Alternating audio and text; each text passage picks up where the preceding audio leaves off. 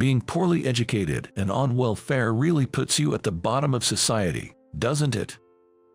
The contemptuous look in my ex-wife Emily's eyes as she said those words to me. The young man laughing beside her must be her affair partner. At that moment, I lost all my affection for her. Who are you confusing me with? When I said that coldly, Emily replied with a puzzled huh. Ignoring that, I slipped past the two of them and left. Wait a minute. Her call to stop me didn't reach my heart. All I felt was annoyance. My name is Michael, and I'm 42 years old. Currently, I'm unemployed due to certain circumstances, and I've been single since my divorce 3 years ago. Some might think my situation looks lonely, but I don't feel that way at all. I don't regret getting divorced, and thanks to some unique family circumstances, I'm used to living alone, so I don't feel like my current situation is anything special. No matter the circumstances, as long as you find value in your own life, that's all that matters. Though I'm unemployed, I'm not cooped up at home, and I don't believe that work is just about earning a salary.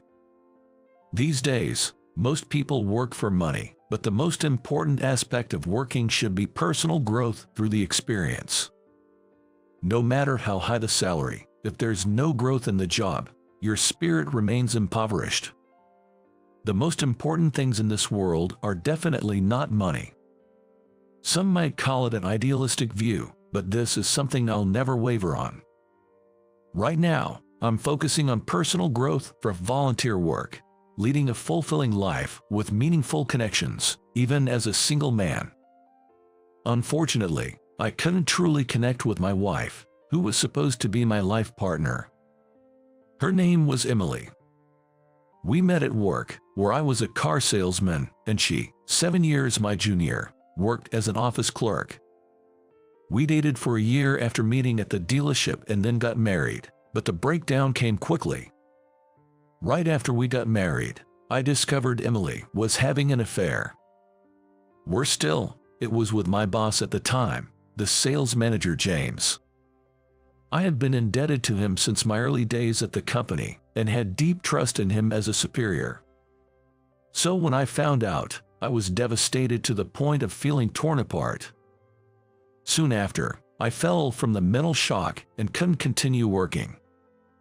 Having lost my wife, job, and a trusted superior, I fell into a deep mistrust of people. The emotional scars were deep, and I often panicked in public, requiring frequent hospital visits for a while. It took about 3 years on welfare before I could lead a normal life again. During that time, something amazing happened to me, but I'll save that story for another time. Despite the terrible betrayal I faced, I still don't hate Emily. The same goes for James. It's painful, but I married her because I loved her, and even after the betrayal, I believe it has led to me becoming stronger. Maybe it was better to part ways after hurting each other than to stay together. To Emily, it might have just been youthful indiscretion. She was nonchalant even when our divorce over the affair came to light. Perhaps she's always been the type to take marriage and divorce lightly. Now, I even think that her free-spirited nature was one of her charms. The one consolation was that she did marry James and they had a child together. Unlike me, who grew up as an orphan, James is well-educated and capable, a reliable person. Compared to me, anyone would want to marry him. When the affair came to light, James sincerely apologized to me. He said he was prepared to be hated for life and offered any amount of alimony, asking me to claim it. James truly loved Emily. Suppressing my pain, I told him that I didn't care about the alimony, but when the child was born, to please ensure their happiness. I'll never forget the complex expression on his face at that time, a mix of joy, anger, sorrow, and pleasure. After such a tragedy, I somehow managed to recover and started volunteering. Specifically, I help run a children's cafeteria. We provide free meals to children who can get proper meals due to their families' financial situations. As a child, I was separated from my parents and shuffled between relatives' homes. But the hardest part was not being able to eat my fill during my growth years.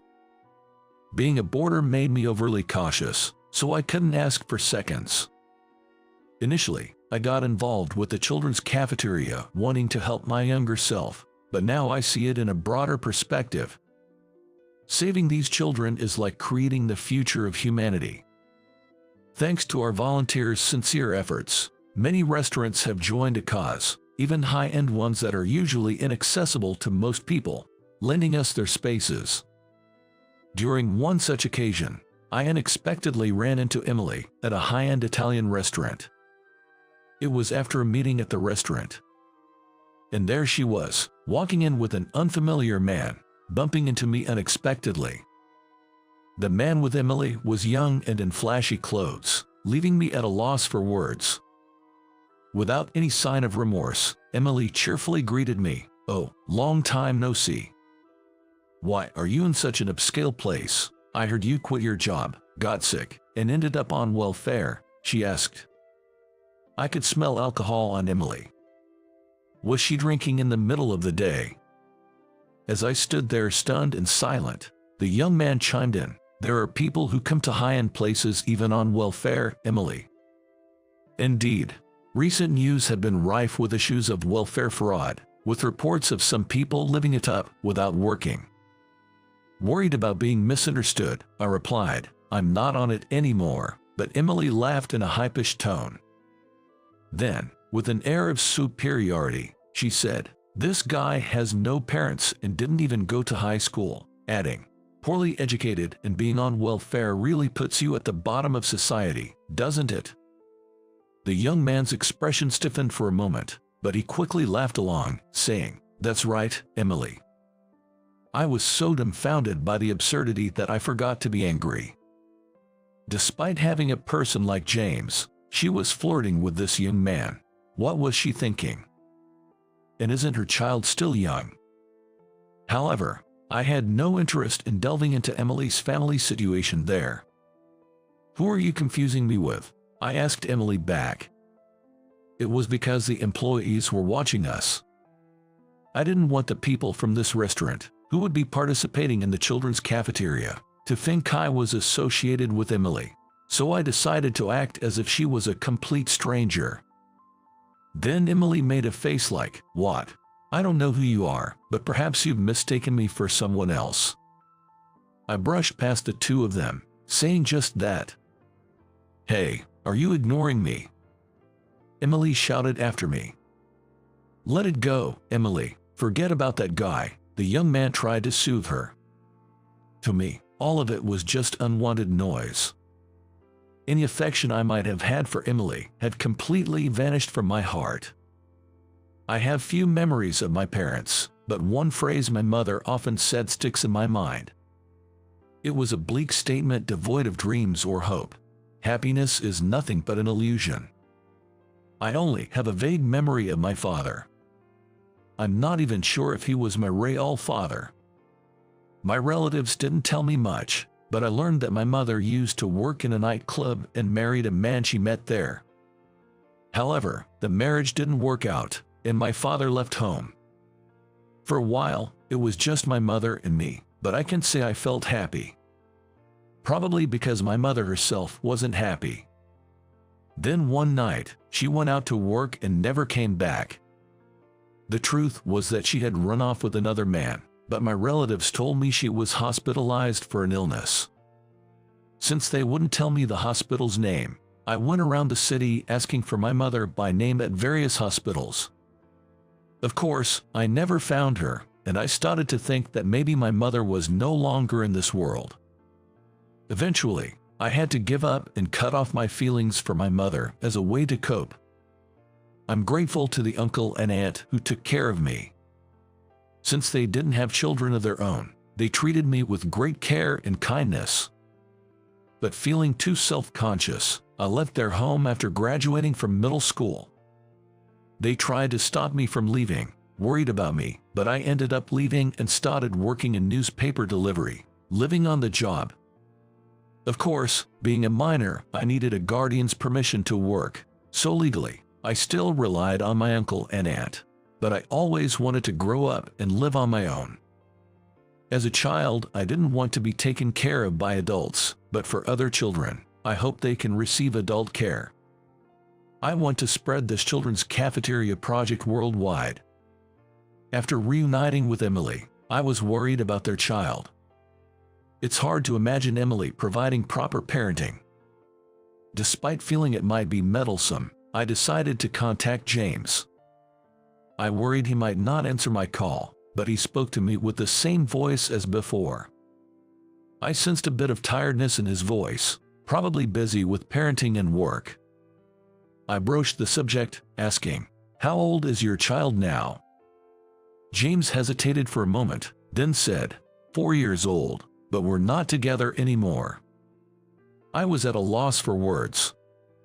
But he bravely said, "Emily and I are divorced. It's been a year already," with a laugh. According to him, Emily's parents are raising the child. Apparently, Emily wasn't suited for parenting and started working soon after giving birth, leaving the child's care to her parents. She never took care of the child, not even visiting on her days off. Despite James's love for their child and his desire to live together as a family, Emily refused. Eventually, she asked for a divorce, and James became just a source of child support.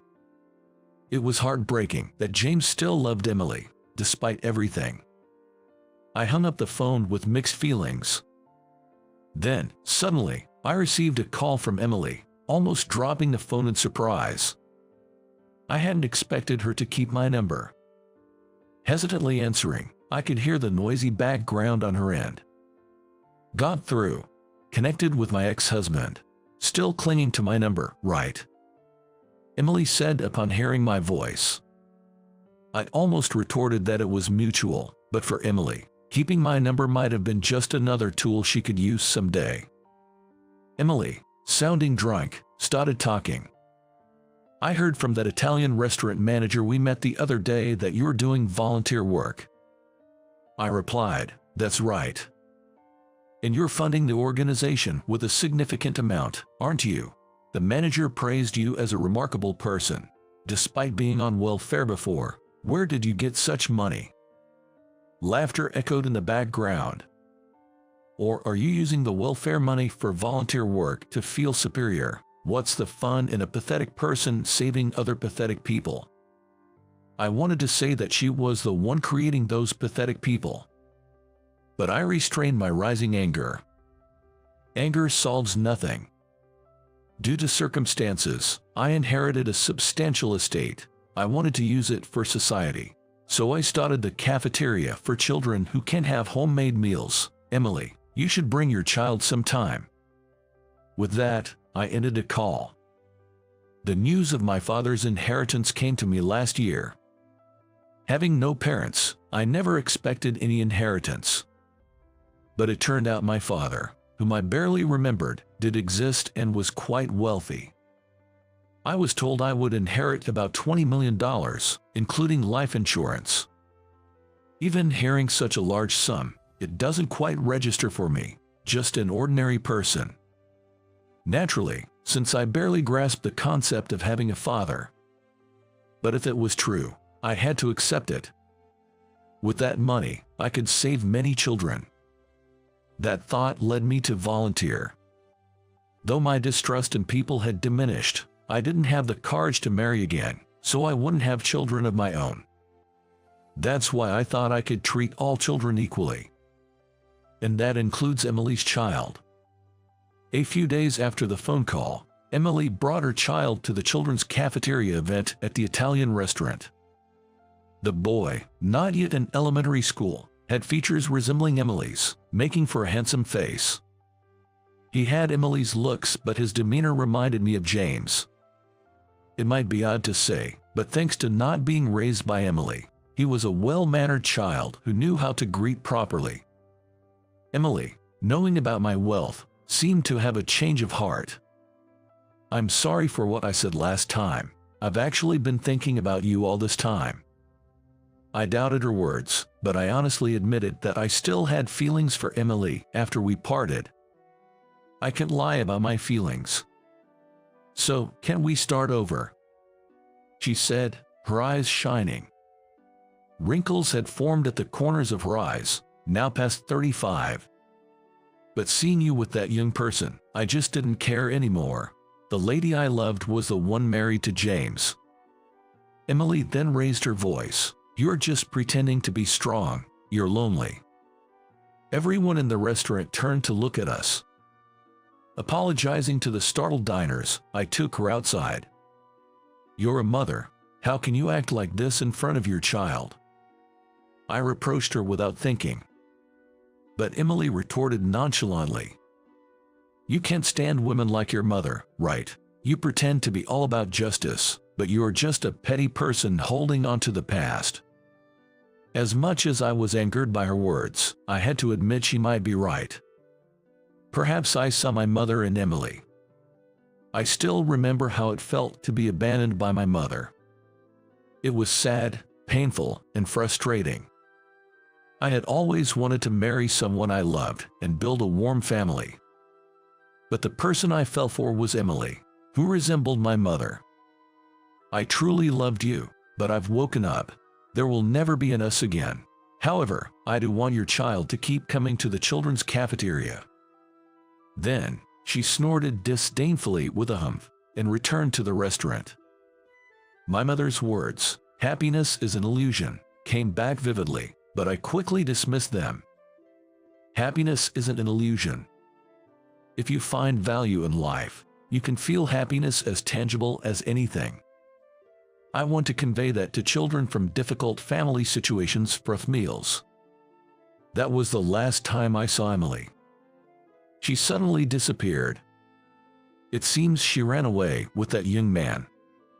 It turns out he was working in a bar, accused of stealing from the bar and fleeing. As someone associated with Emily, I was questioned but had nothing to share. Only the man was caught, but Emily's whereabouts remained unknown for months. According to the man, they had a falling out while fleeing with the stolen money, and Emily got out of the car in the mountains. Based on that testimony, a search was conducted, and Emily was found at the bottom of a ravine, her body drastically altered. It's presumed that she likely slipped and fell off a cliff. While Emily's fate saddened me, I was more concerned about the child she left behind. He would end up parentless, like me. However, contrary to my worries, James took custody of the child. When I told him about the children's cafeteria, he brought his child along. It was a chance to catch up with James after a long time. Though we had worked together, we never discussed our personal lives. James shared that he had a tough childhood due to his parents' divorce. Yet, he felt ashamed for how things turned out, considering himself a failed father. There's no way that's true. I think you are a great father. I can tell just by looking at your son's face. He had the look of someone who loves his dad very much. When I said that, James gave a bashful smile. He then said he's dedicating his life to his son from now on. People who find value in their lives are strong. I'm sure he'll do a splendid job raising his son. And I can't help but hope that his son will one day build a happy family of his own. The children's cafeteria's reputation spread rapidly nationwide. With people starting to make donations, I established a foundation. My call to action reached many, and the number of volunteers continued to grow. In 5, 10, 20 years, the children who grew up with the cafeteria will become adults. Watching them grow was the greatest happiness I could ask for. I can only be grateful to my parents for bringing me into this world to find this happiness. But life is finite. Or rather, it's because life is finite that it has value. Now, I sincerely hope that this work will be continued by kind-hearted people even after I'm gone.